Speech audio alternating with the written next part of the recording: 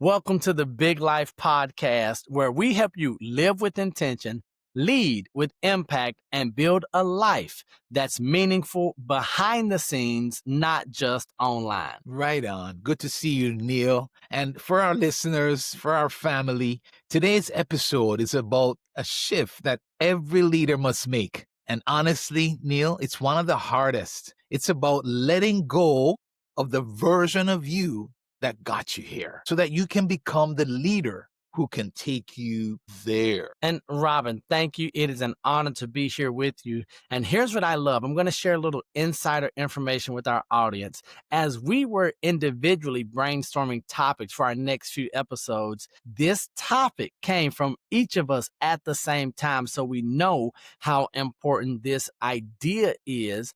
But maybe we have forgotten about it up until this point in our lives or even in the year. So if you've ever felt stuck, stretched, or like you're hitting an invisible ceiling, this conversation is for you. Welcome to the Big Life Podcast, where dreams aren't just imagined. They're built, brick by brick, belief by belief. Hosted by Neal Oates Jr. and Robin Lewis, this show is your invitation to discover your amazing capabilities, invest in your growth, and unleash your potential in ways you've only dreamed of. Join Neal and Robin as they dive deep into stories, insights, and tools designed to inspire you to show up big, live intentionally, and give yourself away for the betterment of those around you. Get ready to rise to what you're truly worthy of. The Big Life starts now. Right on. Because at every level of leadership, your identity has to upgrade before your strategies do. So, you ready? Listeners, you ready, Neal? I'm ready, sir. Let's go. Let's go, sir. So, Robin, I think the first thing we need to do is set the stage, right? You talked about just now this leadership ceiling. But in one of our conversations, you said something recently that hit me hard. And it's that your identity is the ceiling of your leadership. Now, here's what I want to tell everyone. That's a heavy statement for me to hear. But would you please elaborate on what you mean by your identity is the ceiling of your leadership? It's a great place to start, Neal. You know, most leaders think that their breakthrough, their next breakthrough will come from a new tactic, maybe, or maybe from a new hire or a new system. You know what I mean? If we can just implement something new here, that will help us to go to that next level. But more often, what we really need as leaders is a new identity. The version of me that built my early success, you know, the hustler, the grinder, the guy that was out there all day doing everything, you know, the do-it-all guy. I could not lead the next level of growth in the same manner. I had to become someone different. All right. And so a couple of things there before we even continue, Robin. That means that in order to birth something, that something might have to die. And for those of us who are here on the Big Life Podcast listening to this episode, maybe we've made it to a level of success that we don't want to let go of, that we don't want to say, but it's good enough. Because that's going to require, as Robin is always talking about, that level of self-awareness. And so that's big. And here's why. Because we celebrate what got us here, right? And maybe some of us right now, this time of the year, in our lives, our relationships, or our careers, where we celebrate this thing, and everyone likes celebration. And we're celebrating, Robin, our discipline, our hustle, our resilience. But sometimes those become the exact things that are holding us back. It's almost like our strengths become our limitations. Wow. That's exactly right. I think that's true for every business owner. I think it's true as a parent, as a leader, or a person with a dream. There's always a moment when you realize that I can't go to the next level as the same person that I've always been. If I could just share very quickly, as a parent, when our daughter became an adult and was living on our own and so on, we had to change our approach as parents. And the reality is, if we didn't, then we're not going to have the same results. If we didn't, we're going to actually keep our role, keep our influence as a parent back. We're going to be in the past. Robin, I can only imagine the relationship dynamic with you, Edna, and Jillian had you all not moved to that next level of relationship, next level of parenting. Otherwise, a couple of things. We could start raising dependent adults, or we could raise adults that want nothing to do with their parents because they were stifled, right? And that's not an easy thing to do. And that's just an example as a parent.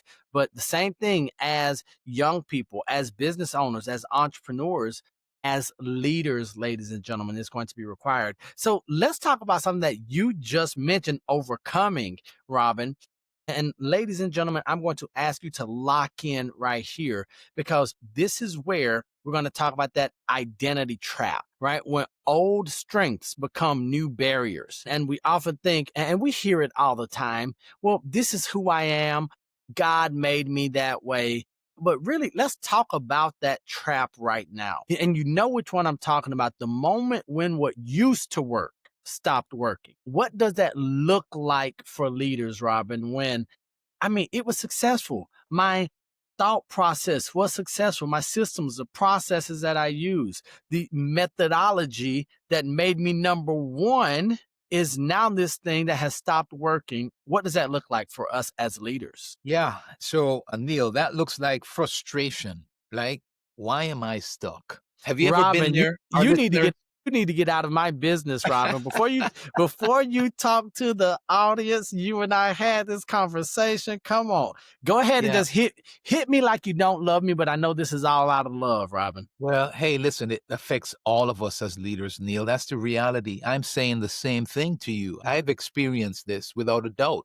And I actually think it's something that we experience at each new level. Yeah. If you ask me, right? And that's been my experience.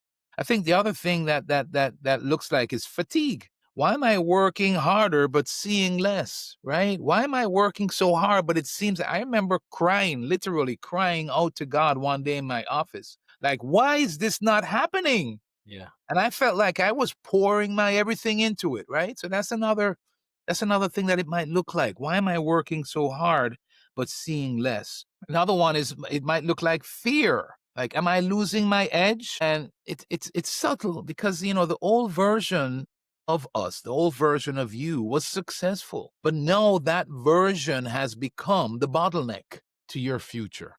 And so it's the identity version of what got you here won't get you there. And we hear that so much, but now we're looking at the identity that got us here won't get us there. Exactly. That's a good way of putting it. So you outgrow your identity, but you still live in it, right?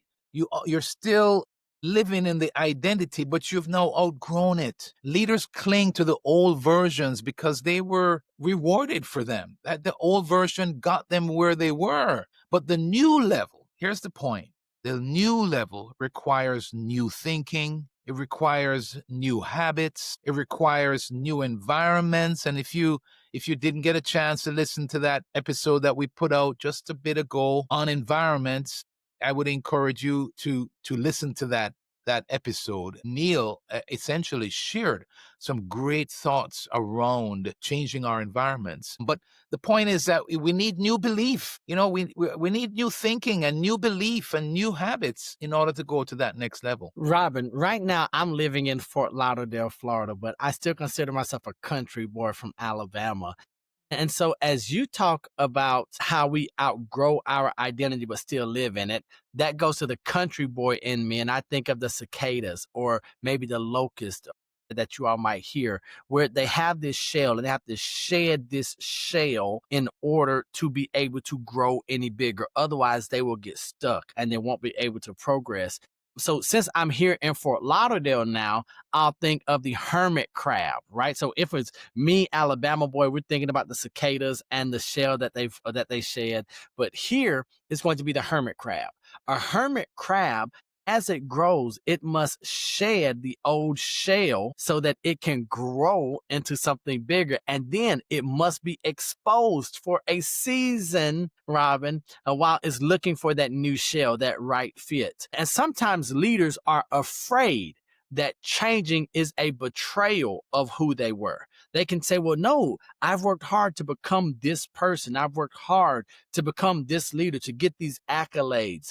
But it's not betrayal. In reality, it's evolution. But evolution is another word for change, right? And we know the relationship that most leaders, most people have with that dirty word change. We don't like it. Like it. So I agree with it. And reinvention honors your past. So it says, thank you for getting me here. And now it's time for me to lead differently. So it's not forgetting or betraying the past. It's actually honoring the past and saying, yes, I'm glad that we got here and we did well. But now to go to that next level, here's what we got to do. Here's who we need to become. And Robin, I'm so glad that you just mentioned this because a lot of us, it is not just an internal feeling of betrayal, but it might be coming from those voices that love us, that care about us. And so my wife and I, we were just having this conversation, and we often talk about her hair. My wife's mom loves long hair, and my wife had to go through this reinvention. She had to let go of the old identity that hair equated her worth or her value. So now, my wife, she has a short hair. She loves it, the pixie cuts. And she's like, oh, this is who I am. But she has to make sure that she communicates to her mom that me cutting my hair doesn't mean that I'm cutting who you helped me to become. And we're just talking about hair because it could seem like a simple thing. It could be something bigger than that for you as a listener or viewer. Maybe it's something deeper that you're going to have to shed so that you can lead yourself differently and maybe even lead your family differently. So when Robin talks about we're honoring our past, make sure that you truly accept that, because here's what we have to remember as well, that when we talk about your story, when you had to shift your identity. And so this is where I want to talk to my brother, my friend, my colleague, and my partner in progress. I'm going to ask Robin. We aren't just talking theory here. This is the beautiful part about the Big Life podcast, ladies and gentlemen. We're not just going to be sharing things we read in a book. You've lived this. I'm going to ask you, if you would, if you're comfortable doing this with our audience, talk about your insurance agency days when you realized you were at the ceiling of your identity and that some changes had to be made. Yeah. There are several times that has happened, and I'll just share two real briefly. One is that it was a big turning point for me where the agency grew. I was out there hustling, I mean, I was doing it all, and I was doing it well. And we had people around me, but I was still kind of like the rainmaker. I was still kind of touching everything, I was still kind of the heartbeat, and the problem solver and sort of the engine, if you will. But when we grew, that identity that built the success that we had there couldn't sustain us going forward. And I shared with you, it actually got to a place where I literally had to pull back. And my team needed a leader, right? They're not a machine. They didn't need somebody that was out there just kind of hustling. They needed somebody to step back and be a leader. And I had to shift from doing everything to designing leadership. And so that was one sort of identity shift that had to take place. I say to a lot of the business owners that I serve, that I either help with in some consultancy or as a coach, as their coach. Most business owners like myself didn't sign up for leadership. When we talked about getting into business, we didn't sign up for leadership. But leadership can put a ceiling. The lack of or the improvement of, development of leadership affects your business, right? John Maxwell says the law of the lid says that leadership puts a lid on your potential, period. Mm-hmm. But Neal, the other part that I would share, as I went through that process and we went into developing structure and we hired a manager and we started developing people and we were making progress in that regard. I'll never forget another point in time where We had Neal during this point in time. I don't think I've shared it much with you. I don't think I've shared much about this publicly, actually. We got to a place where in 1 year we lost like 40% of our team. And really big turnover. And one of the people that was actually with me for many years, I got a chance to sit down with that person and ask them, like, what's happening here? Why is this happening? And one of the things that had happened is that as I was trying to find this new identity, what I did was I sort of was trying to empower a leader of the organization at the time, and I just kind of left that leader to kind of take care of things. I just left that leader to take care of people. And there's nothing wrong with that. But what I did also is and how it came across to people is that I didn't care much about them anymore. That I also kind of left them. What needed to happen is my relationship with them needed to shift a little bit in terms of how that operated. But I was learning this new identity and really didn't know that what I was doing was coming across to them as showing up as somebody who didn't really care much anymore about them. And it was simply because I was trying to empower others. I purposely was trying to stay back to allow the others to sort of take that role and to lead. But here's the point. As a leader, you're always caring for the people. And there is maybe a different way now in which that shows up, and maybe that might show up to a fewer of the people within the organization, but it still needs to show up. That's another example of how I needed to actually shift my identity and how I showed up. And so, Robin, that's the shift right there, right? From achiever to being the engine, the machine, the driver, the everything, to the architect. And now, I'm going to ask you just a little bit more. Was that an easy transition for you? Were you nervous? Was there any fear attached to it? Go ahead. It was scary, Neal. Of course, it was also frustration based upon what I just shared with you there. We went through some tough times there, man. Like I was like wondering, what is going on here? And, letting go of that old identity felt like I was letting go of control. I felt bad. I'm that people pleaser. So you can imagine how that made me feel to hear them say that. I was definitely uncomfortable, man. And, on the other side, the other side of identity work, though, is capacity work. So I grew. So in that process, I became a better leader. So, Robin, I love when you say on the other side of identity work is capacity work. And so I'm from the school of we always look at cul-de-sac talent versus capacity talent, right? Is it someone who can only do a few things and that's it? Or do they have the ability and willingness to grow? And so something that we look at as we're going into this identity shift is a willingness to be uncomfortable, a willingness to let go of control, a willingness to step out into that scary but necessary realm.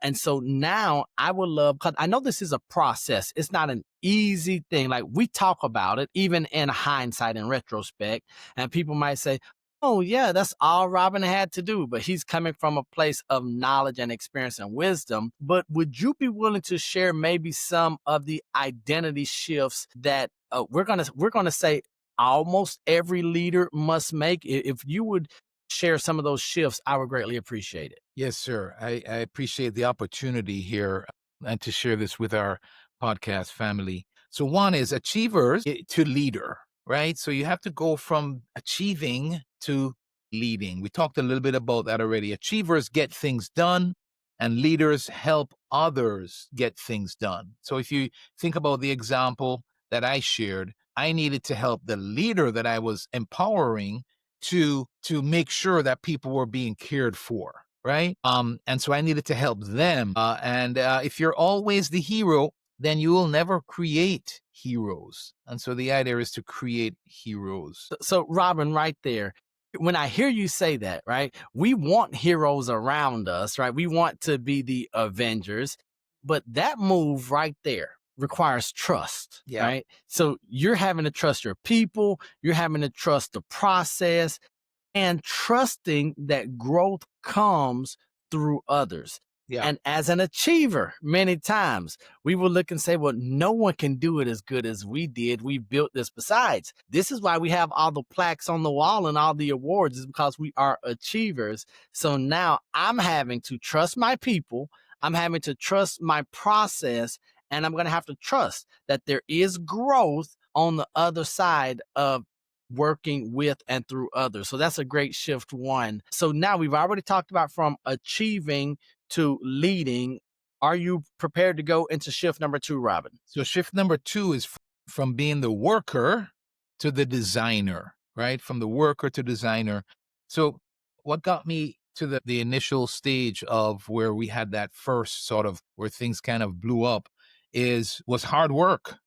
I was really out there putting in some long hours and doing hard work. But what gets you there on the next level is designing systems and creating and developing and doing performance based upon culture, and it's about clarity, right? So now you're going from the worker of hard work to the designer.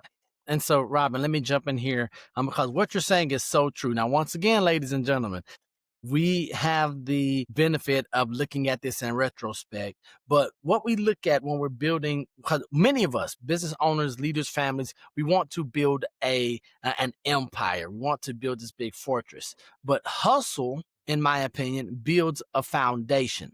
But design builds a future. It's going to actually give us something that will live on and be bigger than us. And that's what we are keen on here on the Big Life podcast.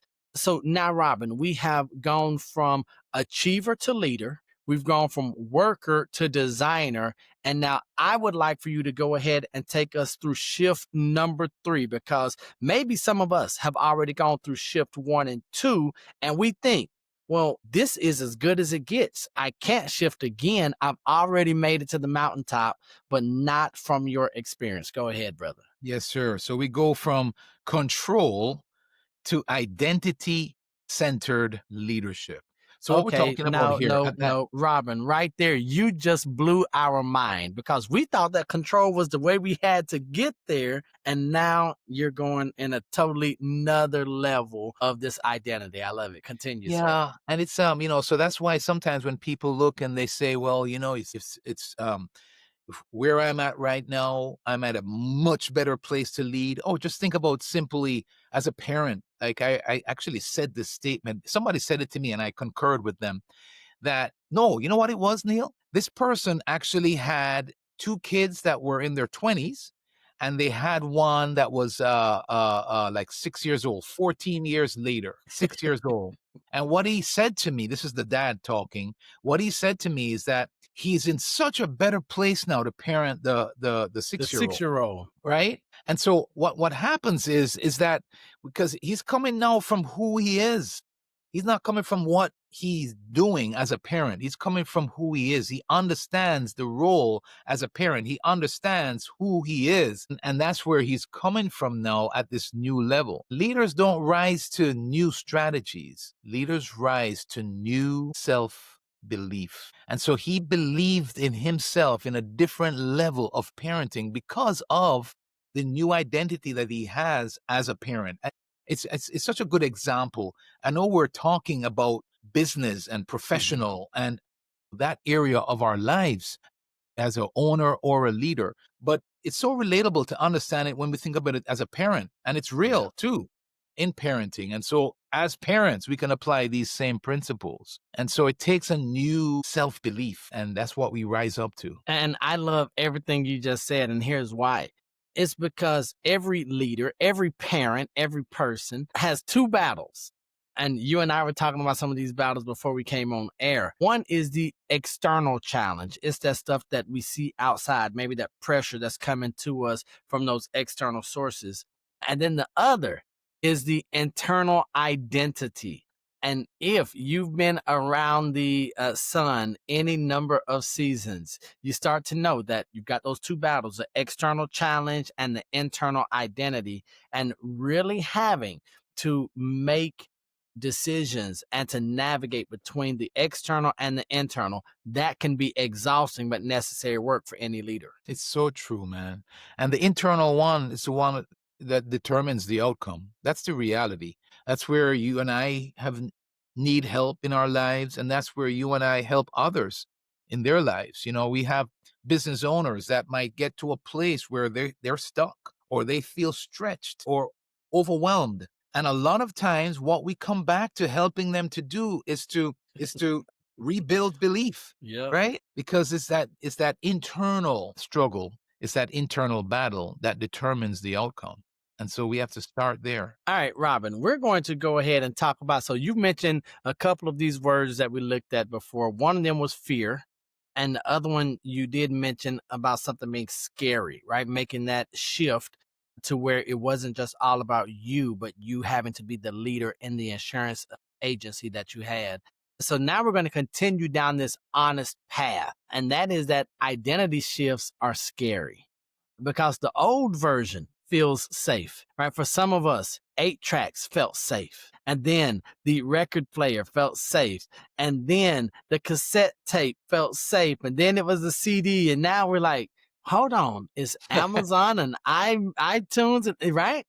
But the old version always feels safe, especially when we talk about that personal, that internal thing called our identity, Robin. Yeah, it's so true. What come to my mind as you were talking about those things is now it's AI, right? Now it's Grok and Chat GPT and all this stuff. And that's scary. It is scary because we don't understand it. We don't know about it. I remember when I first started using Chat GPT, I felt like I was cheating.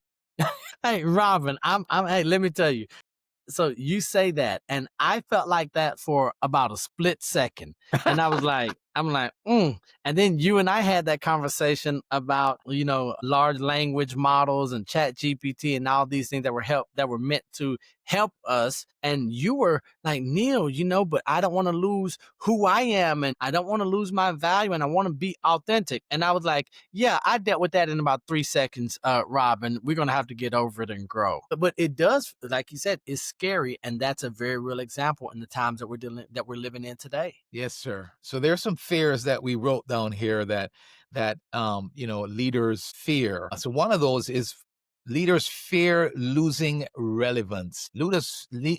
Losing relevance. Leaders fear losing control. Leaders fear being exposed.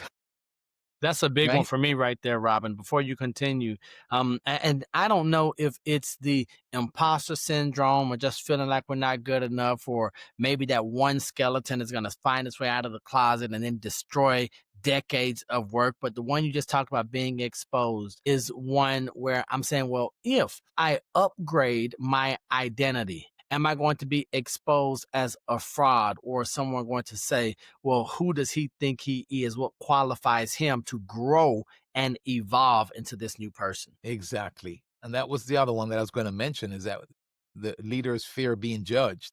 And so I agree. You're exactly right. But here's the truth, man. And I want our listeners to write this down. The truth is that the greatest danger is actually staying the same. Oof. The greatest danger is not changing then, right? The greatest danger is not exposing yourself. Neal, you and I just talked about this, offline. But the whole idea here is that we have to make these shifts in the various different stages of our life. And if we don't, we're gonna remain stuck. And here's why that's so good, and here's why that's important. And I just want to just drop this in here, Robin, is that because I want to be comfortable. I promise I want to be comfortable.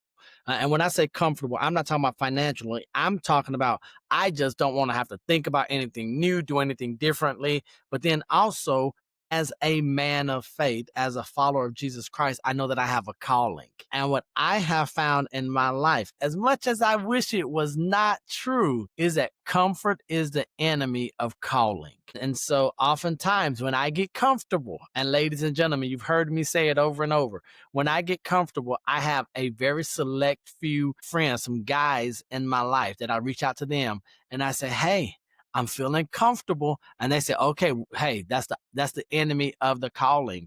And so much so, in fact, that over the past 6 days, yesterday was the sixth day, I had told some very close friends of mine that I felt like I was getting soft. I felt like I was losing, I had lost my edge. And so, but because since my hip replacement surgery and since finished playing football and things, I had just not pushed myself physically to a place where I had to call on the name of Jesus to help me through a workout, right? And so I'm telling my friend Fremo, and he says, "Hey, what do you want to do about it?" You know, he is a man of action. And I said, "Fremo, create a 2-a-day workout plan for me." So I got to get up early in the morning and I've got to just beat my mind and my body into submission. And then we're going to rest, recuperate, and do the same thing in the evening. Instead of the 5 days, I want 6 consecutive days of the hardest workouts that you can give me. And he undertook the challenge. He says, "Okay, I got it." And so he gave me this workout plan. And I thought I was going to do it by myself. And my wife jumped in with me. And what I realized is that I'm capable of way more than I put myself into because of comfort. And so I would post my videos in our little closed group and I would show them how horrible I felt and what it looked like. But then as a result of that, and here's why I say comfort is the enemy of calling, I was doing this to prove to myself that I still had something, that I could do this thing, that I could get on the brink of quitting and go a little bit further. But in the process, what I realized, Robin, this was nothing about me. In 6 days, my wife learned more about her in her 40 years than she ever had, because she is the wife that's going to walk beside me and in front of me and behind me all at the same time. She says, "We're going to do this together, even if you have to leave me a few feet or a few yards behind." And there were times when my wife from 7 days ago, she would have quit, right? But I said, "Hey, as a good husband, baby, you don't have to do it. You didn't sign up for this." And she says, "I can't be a quitter." And so we were having a conversation today at lunch, Robin, that she saw some things, she found out, and now she can say that comfort is the enemy of calling, all because we put ourselves in uncomfortable situations that were scary, but it was necessary for us to walk into and grow into this new identity that's necessary for what's ahead. And That's so so thank you for allowing me to share that. I know that wasn't in the plan, but at the that's so moment I relatable. saw that, I had to share it. Yeah, that's so relatable. That's real. I think we can all relate to that understanding, that idea. And so, as if your calling expands, your identity must expand with it. That's the point. And so, we're going to just share a few points now about how leaders can upgrade their identity.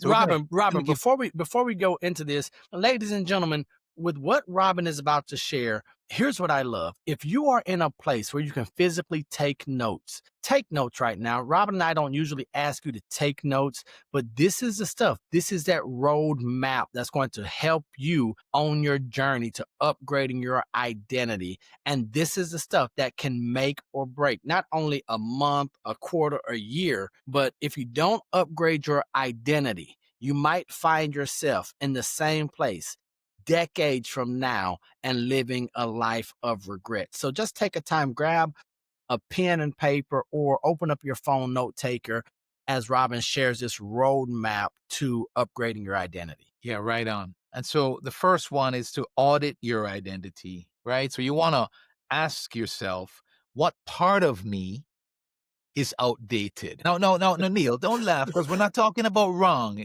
Folks, I didn't say wrong. Say what part of me is outdated? Just outdated. Like I can use the obvious example for a lot of us is using AI. Are you using it? The truth is that it's here and it's changing our society. And if you don't go along with it, you're going to get left behind. I know that might sound opinionated, and it is an opinion, right?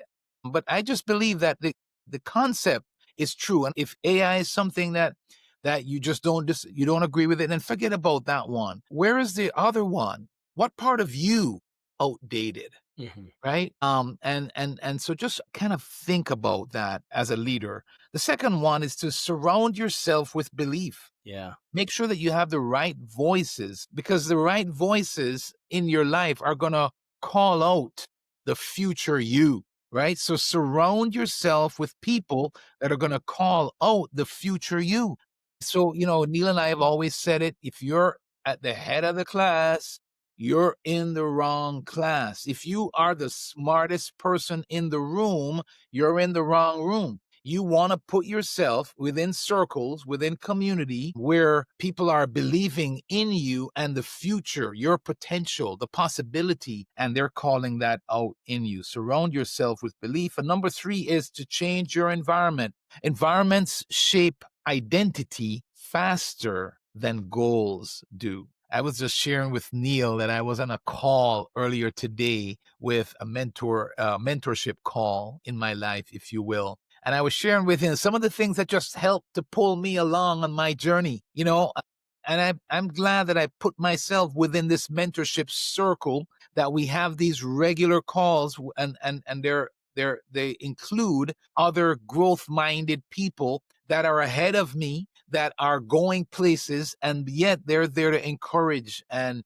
challenge and welcome me to grow into the becoming the best version of myself. That environment alone has helped me to become a better person, a better version of myself. The fourth one is to adopt new habits that match the new you, Mhm. right? So what are you doing? What are the habits that you are applying? Like right now, if I can share with you, I was sharing with Neal just before this call also. I have some goals that we set that I haven't achieved them as we wind down this year.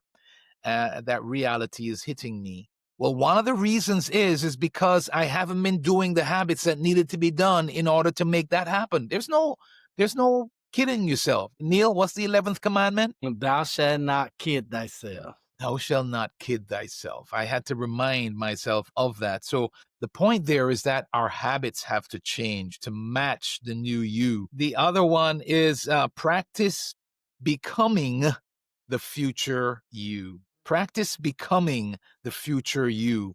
So every day you're going to take small reps of the leader that you're becoming. You're taking small steps of the leader that you're becoming. So you're stepping into it every day as you move forward. It doesn't happen overnight, and you don't have to wait for it to happen to get started. The idea is to get started and then take reps every day. Just like Neal talked about his 6 workouts, if you will. It's the same concept. You're just taking those steps every day. And then after day 6, you look back and realize, wow, look at what we have done. Look at what we've done.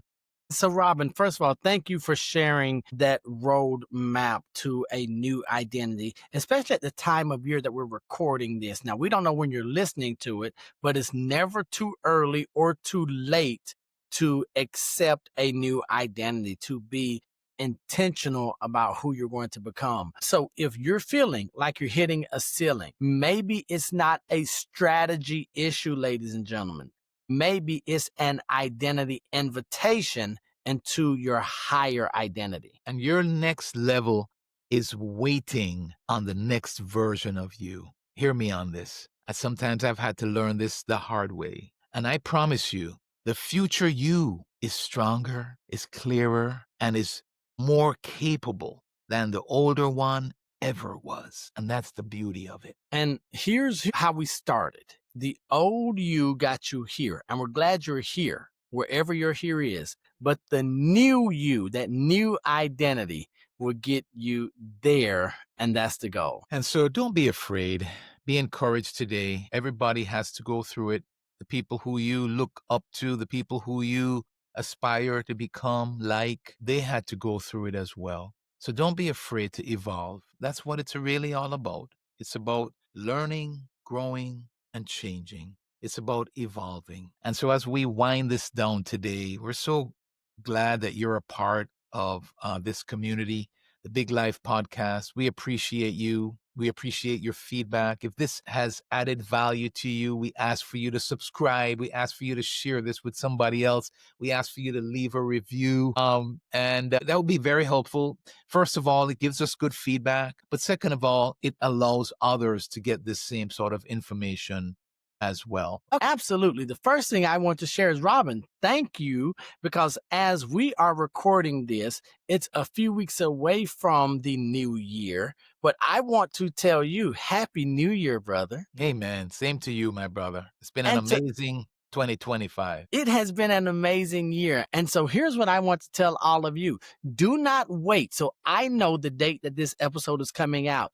Do not wait 24 hours to create or to start a New Year's resolution. Start today, right? There's no better time to embrace and to look at your identity and to evolve than today, because it's the only day, the only moment that we're guaranteed. And so Robin and I, the Big Life Podcast, we want to wish you a happy new year on the calendar, but hopefully today will be the first day of your new life with this big full identity as you become the person that you're supposed to be so that you can live the big life.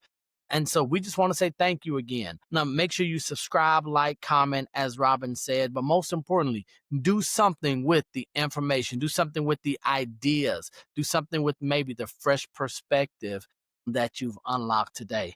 And so as we leave you for the last time in 2025, it's only right that we remind you that we love you. God loves you, and there's nothing you can do about it. And until the next time we see you or you see us in 2026, we're right there with you. And Happy New Peace. Year. Happy New Year. Oh, are we supposed to sing the song Old Longs? No, okay, we won't sing it. Happy New You can Year. sing Happy New Year, family. Happy New Year.